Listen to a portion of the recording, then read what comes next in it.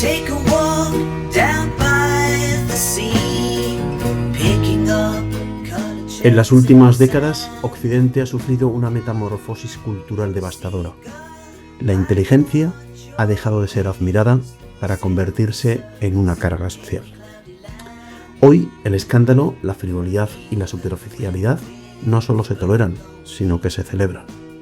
La ignorancia ha sido convertida en virtud y la torpeza fingida es estrategia de éxito. Un ejemplo bochornoso son algunos de los comentaristas que aparecen en medios de comunicación como contertulios, donde el sesgo ideológico aplasta el argumento razonable. Es el caso de Sara Santolaya, que accede a los platós más como un monigote de feria que por sus aportaciones, sin cuidado de las fuentes, sin profundidad, sin rigor. Y no menos grave es el papel de ciertos artistas subvencionados. El tristemente célebre Grupo de la Ceja, que desde su altarcillo de la fama nos pontifican sobre la moral pública como si fueran oráculos autorizados. Lógicamente, este fenómeno no es una simple casualidad cultural, es el fruto de un sistema diseñado cuidadosamente desde hace décadas y donde las redes sociales, los medios de comunicación y los algoritmos han sustituido la razón por la reacción y a la comprensión por el sentimiento. El valor ya no está en lo verdadero ni en lo profundo, sino en lo inmediato. Y las modas que nos llegan viralizadas. De hecho, desde las propias columnas del poder se empuja hacia esta deriva que se potencia desde la educación escolar, la pérdida de autoridad legal, la moral y la intelectual. Hoy la política es de perfil intelectual bajo o muy bajo porque en la práctica no les interesa la verdad, sino conquistar el poder, es decir, el relato en forma de vida. Las consecuencias inmediatas son que lo superficial ya no son un síntoma, sino una herramienta de manipulación y conducción a las reacciones de la masa acrítica. Los formatos breves para informar de algo que requería estudio y reflexión, o los chistes virales o eslóganes vacíos, son las nuevas estructuras del lenguaje colectivo.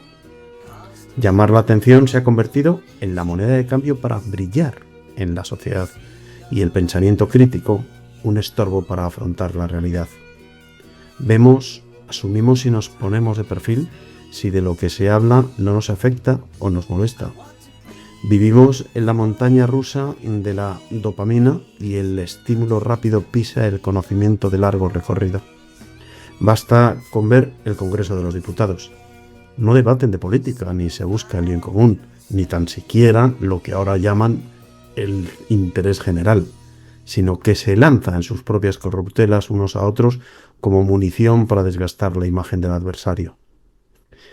Mientras, las operaciones pinza entre los diferentes grupos políticos sonrojan al observador.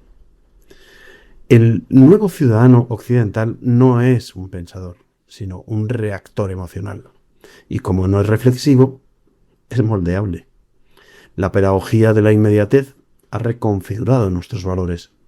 Lo que nos conmueve vale más que lo que es cierto. Esta adición de lo a lo fácil tiene raíces psicológicas porque el cerebro premia lo que se denomina fluidez cognitiva. Es lo que convierte la superficialidad en verdad aparente. No exige tiempo ni esfuerzo para entender y cubre la necesidad del placer de la inmediatez. Lo vemos en los grupos de WhatsApp familiares o en las redes sociales o en tertulias o en las conversaciones del bar. A fuerza de simplificar, reír y evitar la fricción, cuando no el choque, con los demás a falta de conocimientos o argumentos bien planteados, las personas ya no enfrentan al mundo, lo esquivan y lo peor, se autocancelan. Amigos, familiares o compañeros ya solo reaccionan al impulso reflejo porque han perdido el filtro de razonar. Replican, pero no reflexionan. El sarcasmo y la ironía se han convertido en los escudos frente a la realidad incómoda de dar una respuesta sincera, elaborada y personal. En fin, pensar está de capa caída. Y así, poco a poco, se ha ido deslizando una norma no escrita que subyace en la mente de todos. Escribir, leer, buscar el silencio o no ver televisión es de snob, y dudar es perder el tiempo o de personas débiles.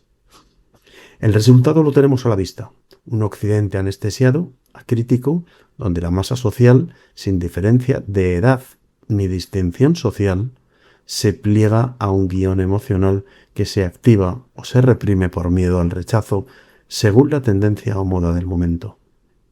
Las figuras públicas, muchos artistas, algunos contertulios y bastantes políticos, están vacíos y sin criterio, pero dominan los espacios de influencia.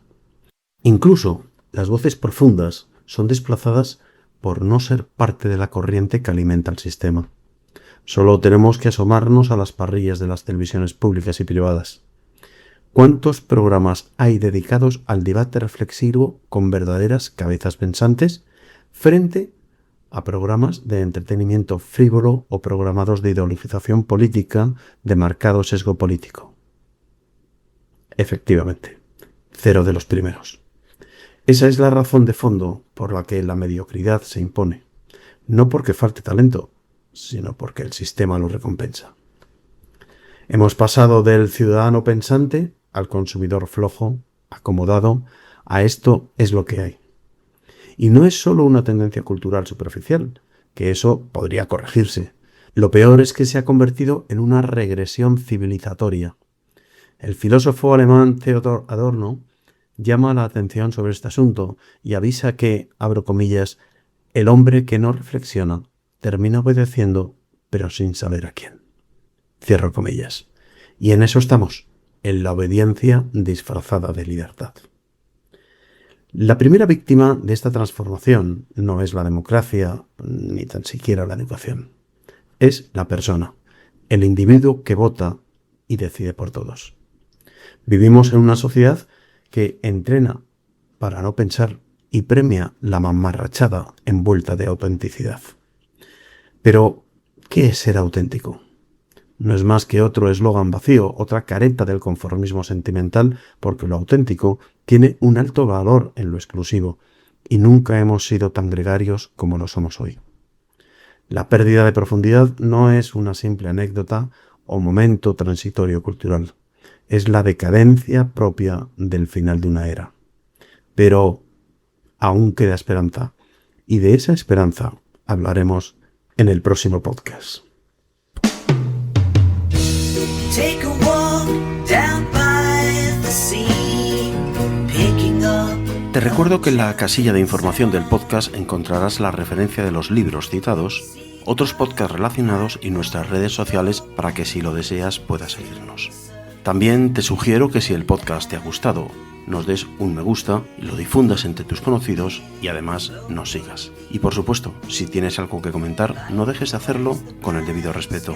Esto nos ayudará mucho para seguir creciendo, llegando a más y más gente preocupada con la vida que nos ha tocado vivir. Picking up colored shells in the sand. Estos son los 3 libros que os propongo para trabajar durante estos días. El primero es El arte de pensar de José Carlos Ruiz. Muchos libros de autoayuda prometen metas y fórmulas para ser felices, pero la clave está en desarrollar el pensamiento crítico desde nuestras propias circunstancias. Comprender el contexto y saber interpretarlo nos permite tomar mejores decisiones vitales. La filosofía, con siglos de sabiduría, nos entrena en ese arte, ayudándonos a superar perjuicios y malos hábitos. Así alcanzamos una verdadera higiene mental, imprescindible para construir una vida plena y consciente. Y este libro va ya por su 8ª edición. El segundo libro es La dictadura de la apatía de Pablo Cambronero. En palabras del propio autor, ya nos ponemos en sintonía de lo que este libro nos aporta, urgentemente, a comenzar a cambiar. Y dice así: recuerden siempre algo importante. Si no saben en qué posición se encuentran en esta guerra cultural o desconocen que esta guerra está en marcha y en plena intensidad, es porque está en el lado del enemigo. Piénselo bien.